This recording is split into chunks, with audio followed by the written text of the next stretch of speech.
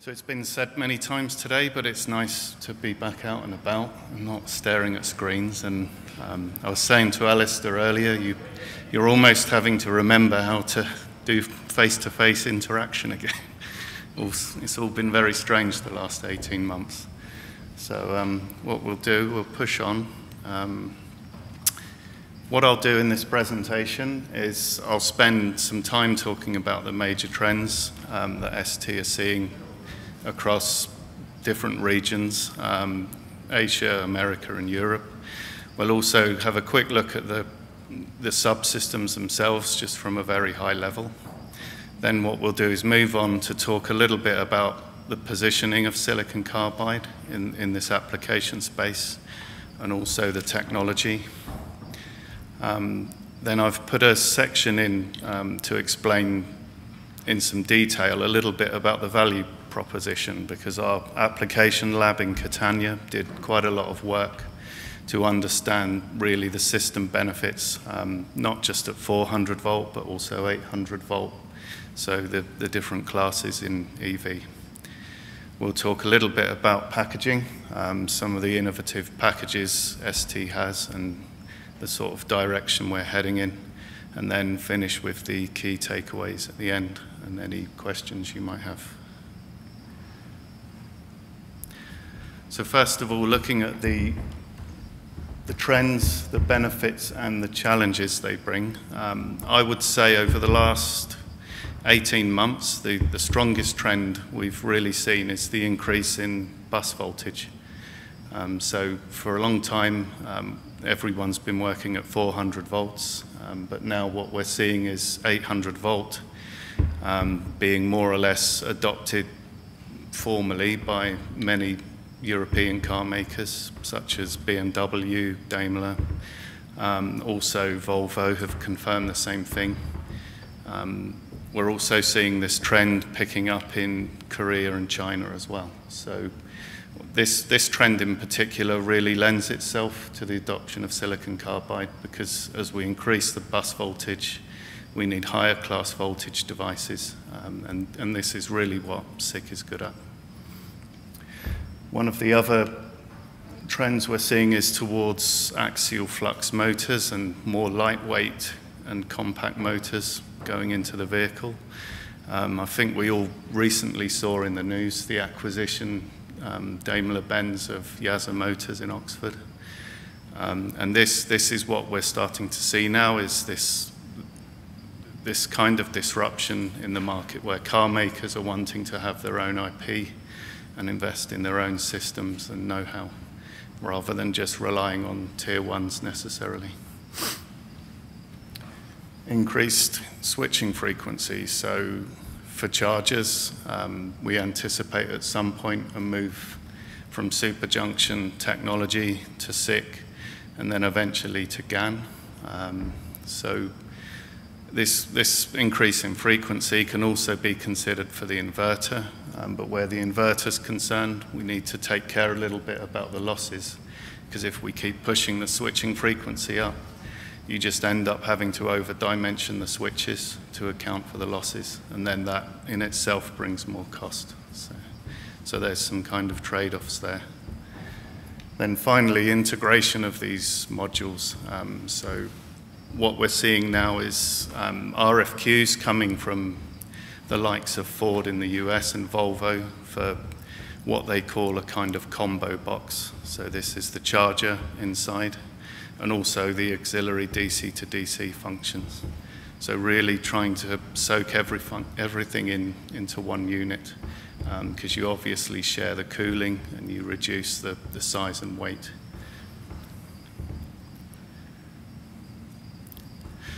To look at the subsystems at a high level, the picture of the car, as you expect, it's got the inverter, the battery, the charger.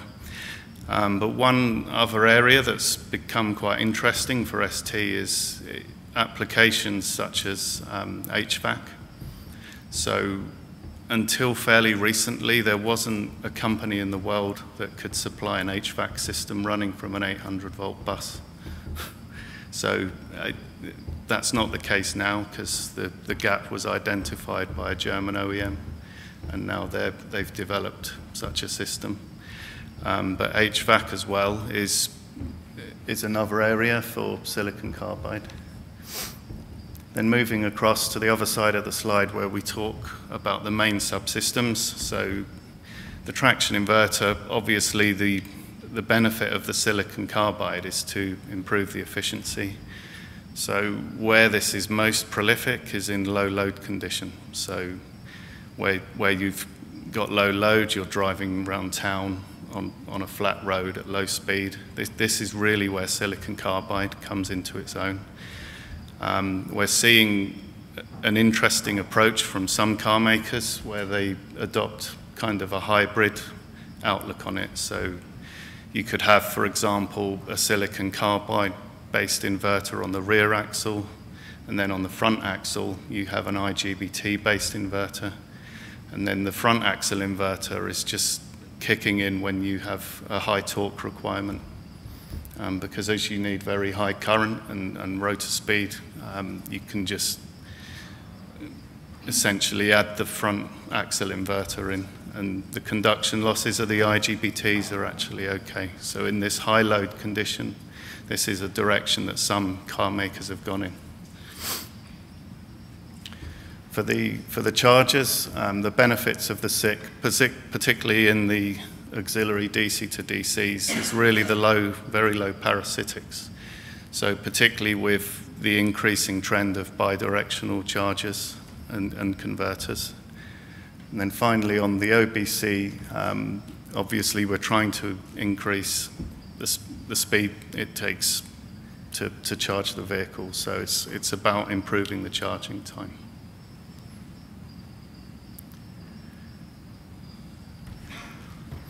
So in terms of standardization, if we look at the same three application areas in an electric car, if we start with the inverter, from what we see, it's still quite low. There isn't particularly any standardization. What we are seeing is this really strong theme around make or buy. So as a car maker, do you make the inverter yourself, or do you buy it from a tier one?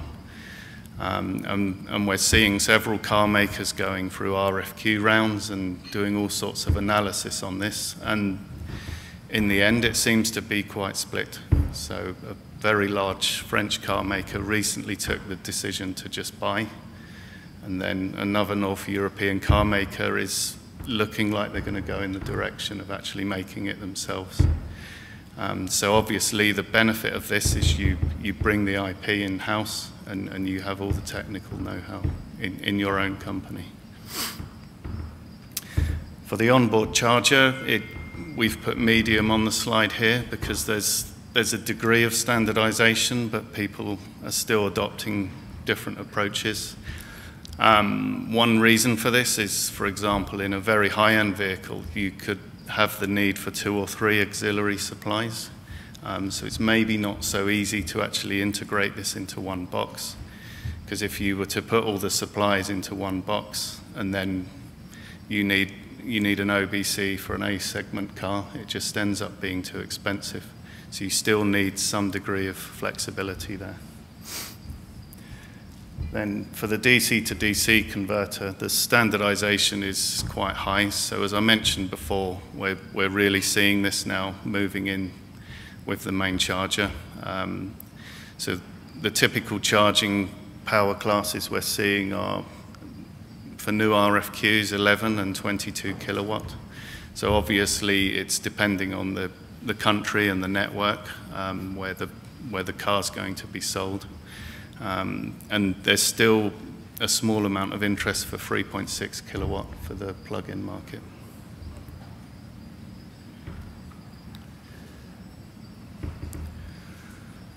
So this nice diagram here is something we came up with internally to try and kind of position the different technologies. So on the left-hand side, you have system power level, and across the bottom, you have the operating frequency. So you can see IGBTs and silicon MOSFETs. So these are very established technologies. They've been around for decades, and Several manufacturers have gone through many iterations to improve the figure of merit. But what you see on the right-hand side is the emergence of silicon carbide and gallium nitride. So our feeling in ST is that silicon carbide is very, very good for traction. So where you have very, very high currents,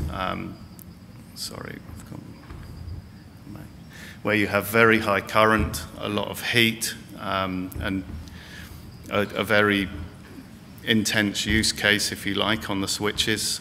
Silicon carbide's very good for this. It has very good thermal conductivity. The device itself is actually produced at very high temperatures, so it really lends itself to this type of application. For gallium nitride, we see this as the go-to technology for lower power classes. So we see this being very strong in auxiliaries, also appearing in chargers in time. There was some discussion earlier about the use of GaN in traction inverters. So for sure, this can be the case maybe in the next generation or something like that, but there are some points that still need to be addressing. So for example, the move to 800 volt bus, so there aren't really GaN switches available to address this bus voltage at the moment. And also just the physical structure, the lateral structure rather than the vertical structure, it doesn't quite lend itself so much to really high currents and high power that you'd experience in an inverter.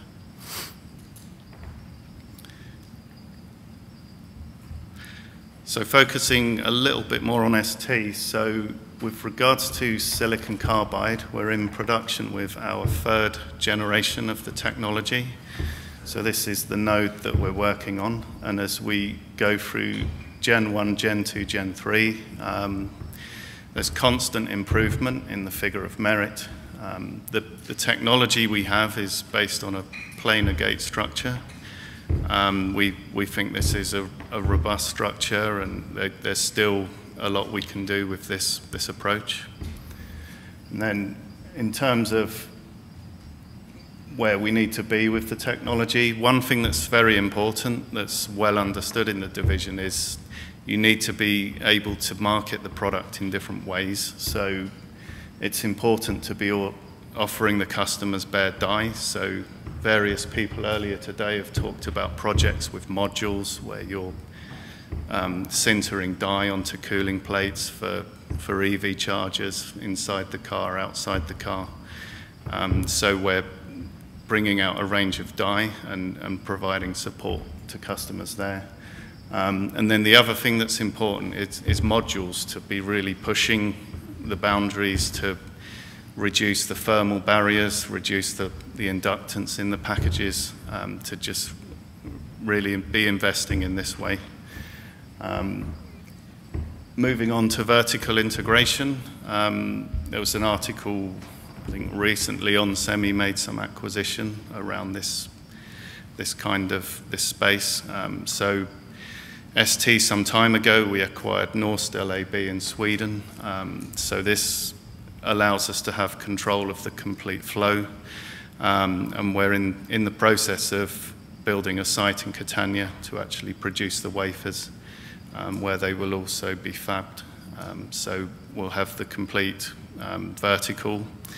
In terms of capacity, huge investments are being made, and it seems the more money we invest, the more car makers are putting in bigger forecasts, and it could get quite interesting in 2024, 2025.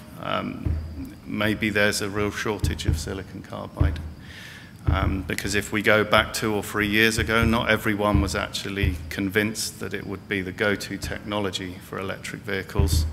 But I think now it's more or less accepted that that is the case.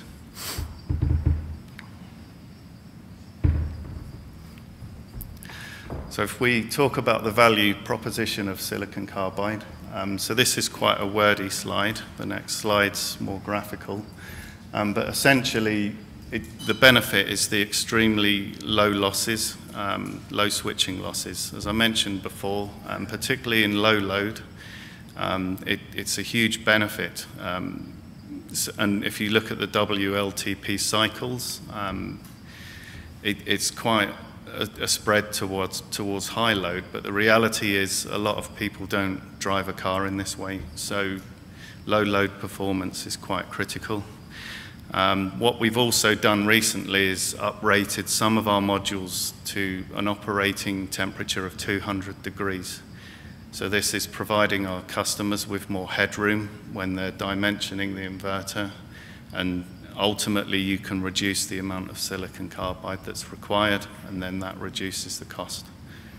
So to look at some numbers here, in terms of efficiency gain, up to 10% in low load, much reduced switch losses and chip size, and then all of this leans towards a lower system cost. So obviously the product itself is far more expensive than silicon, but if you analyze the system cost, which we'll come onto on the next slide, the benefits become really apparent. So on this slide here, we've done an analysis at 400 volt bus and also 800 volt bus. So for 400 volt, the peak power is 160 kilowatts, 200 kilowatts for 800 volt. So if you look on the left-hand side here, you can see to realize this with silicon technology, per switch, so 6 switches in an inverter, 3 75 millimeter squared die for the switch, 350 millimeter squared for the diode, and then if you look at silicon carbide, 6 20 millimeter squared. So the difference is quite huge. And as I mentioned earlier, if you go up in bus voltage, this becomes even more prevalent. You can see that the reduction in semiconductor area is 5 times smaller than standard silicon devices.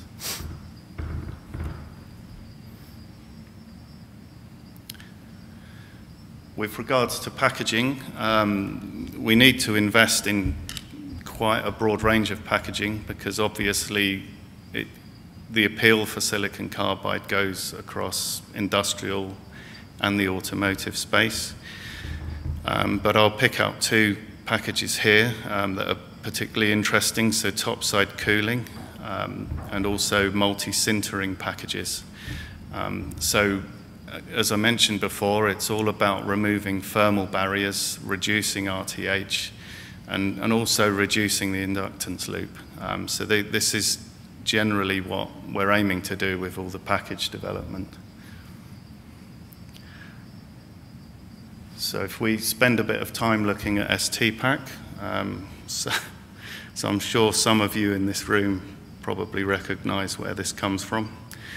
So this essentially is a scalable package. So what's attractive about this is if you're a car maker and you're developing a platform, you simply increase the number of packages depending on the RMS current or the requirement of the inverter.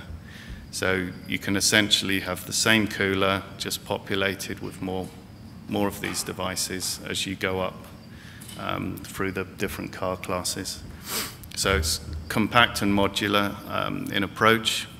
And what's key is the sintering, really. So if you look at the metal tab on the bottom, that is sintered directly onto the cooler. So you get a very low RTH interface. And actually inside the package, the die is sintered onto the substrate as well. The top side source is a clip. So the inductance is very, very low. And obviously, where we get requests for very high current inverters, sort of several hundred amps, you then put these in parallel and the inductance is reducing even further. So there's been a lot of interest in this package. And on the right-hand side is a copy-paste from an RFQ we helped a car maker with. So essentially, by discussing items such as the cooling fluid flow rate, the gate resistor settings, switching speed, phase current, what we can then do is come up with this table, and you can see the RMS current, and you can see the number of ST-Pack per switch. And this is based on a live RFQ.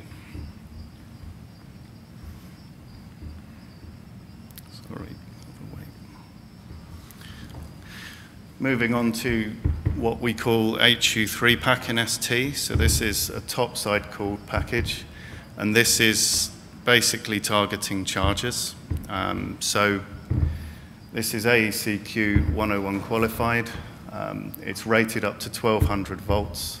It has a Kelvin source pin, and essentially one of the most appealing things about this package is it's very flexible in terms of what can be put inside it. So we're putting MOSFETs inside, diodes inside, super junction MOSFETs inside. So it's really giving a rich offering to customers, because although we're here today to talk about the benefits of silicon carbide, there are still some people using super junction FETs for chargers. It really depends on the different regions and different approaches. You can see here by removing the PCB element of the RTH, we can get a 20% improvement immediately by using topside cooling.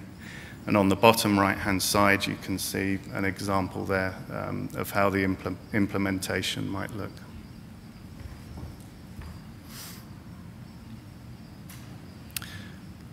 So the key takeaways really, obviously silicon carbide is really helping customers to improve efficiency and reduce the system cost. So the interest from the customers is reflected in the investment ST and its competitors are making in this technology. And also you will, I think, see a similar proliferation with gallium nitride, although as I mentioned before, I think it's maybe a fair way behind in its maturity compared to silicon carbide. We're continuing to invest in capacity, and I think probably invest even more because the business outlook is really very positive for this product. Packaging is very critical, so one thing we've noticed is scalability is very important. So if you look in current car models like the ID4 that's recently come out, they're all predominantly based on the 6-pack module where you have IGBTs inside, and this is very good. It's direct cooling. It's very robust, but the issue is with the scalability. So if you're trying to develop an entire platform, so this is why we're leaning towards modules, particularly half-bridge modules, because this allows car makers to develop a platform that's scalable. Technical support, so this is very, very important. So we have very close engagement with tier ones and car makers. I notice a lot of people from universities here and that type of thing. So if you have questions, please do come to us and ask. We're very heavily engaged with universities as well as tier ones and car makers, because this is how we're really trying to move the technology out into the marketplace. And finally, versatility. So to address all the different requirements and needs, we recognize that we need to be very flexible. So thank you for listening. That's the end of my presentation.